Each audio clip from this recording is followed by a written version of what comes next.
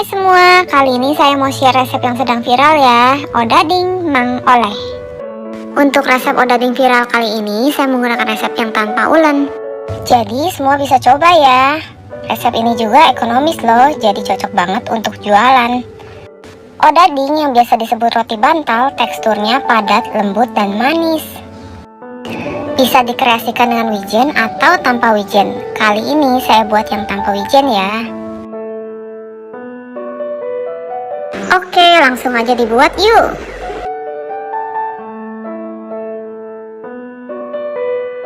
Untuk airnya, di sini saya menggunakan air panas dispenser, kemudian mencampur gulanya hingga larut. Setelah gula larut, kemudian pastikan airnya sudah tidak panas dan masukkan raginya. Untuk step ini jangan di skip ya, karena ini penting banget. Selain untuk mempercepat proses pengembangan, step ini juga berguna agar ragi tersebar merata. Jika raginya sudah mengambang, kita masukkan telur dan minyaknya. Kemudian aduk rata. Nah, setelah bahan basah tercampur merata, kemudian kita siapkan bahan keringnya. Untuk jenis tepungnya bisa digunakan protein tinggi, protein sedang, atau bisa juga dicampur. Kali ini saya menggunakan tepung protein sedang untuk mendapatkan tekstur yang padat dan lembut. Aduk rata bahan kering, kemudian masukkan adonan basah. Nah, di sini cukup aduk rata dengan sendok. Tidak perlu diulen ya, resep ini praktis banget. Cocok juga buat anak kos. Contoh adonan yang baik, di sini adonannya tidak lengket ke wadahnya, tapi masih bisa diaduk dengan sendok. Saran saya, jika baru pertama kali mencoba resep ini, tuang cairannya sedikit demi sedikit. Karena kelembapan tepung berbeda-beda. Dan pergantian bahan juga berefek berbeda ya. Setelah tercampur rata, tutup dengan lap kering atau cling wrap.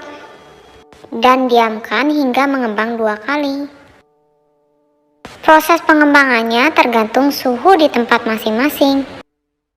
Setelah adonan mengembang, kemudian balur tangan dengan minyak dan kempeskan adonannya.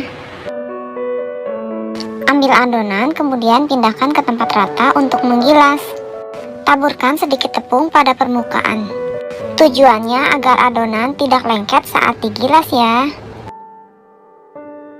Kemudian ratakan adonan dan gilas membentuk persegi panjang. Untuk ketebalan adonan jangan terlalu tipis, kurang lebih 1–1,5 cm ya.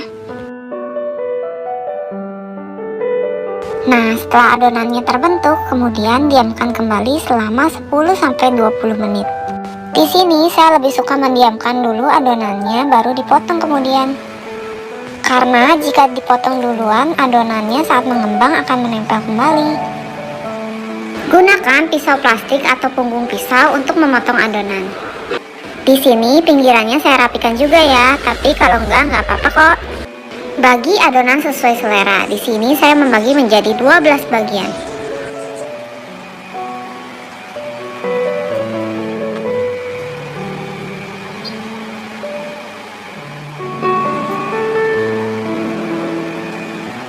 Setelah semuanya terpotong, kemudian panaskan minyak dan goreng dengan api kecil sampai sedang. Saat menggoreng, jangan dibolak-balik ya, tunggu sampai permukaan bawahnya kecoklatan, baru dibalik. Menggoreng roti ini sama dengan menggoreng donat. Jika awalnya minyak kurang panas, maka adonan akan menyerap minyak. Jadi pastikan dulu minyaknya sudah panas ya. Nah, untuk warnanya, odading memang warnanya lebih kecoklatan dibanding donat ya. Karena lebih banyak mengandung gula dan biasanya ukurannya besar-besar.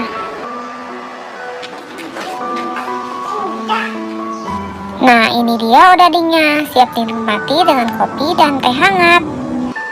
Nah, odading ini biasanya kalau di Bandung dijual samaan bareng cakwe. Mungkin ada yang bingung, apa sih odading itu? Odading itu biasa disebut juga roti bantal ya. Soalnya bentuknya kayak bantal gitu. Nah, biasanya orang juga jualan ditaburi wijen atau digoreng polosan gini. Oke, selamat mencoba. Resep ini ekonomis, enak, dan cocok banget buat ide jualan. Selamat mencoba ya. So pasti siapapun bisa buat ya. Terima kasih sudah menonton, sampai jumpa di video selanjutnya.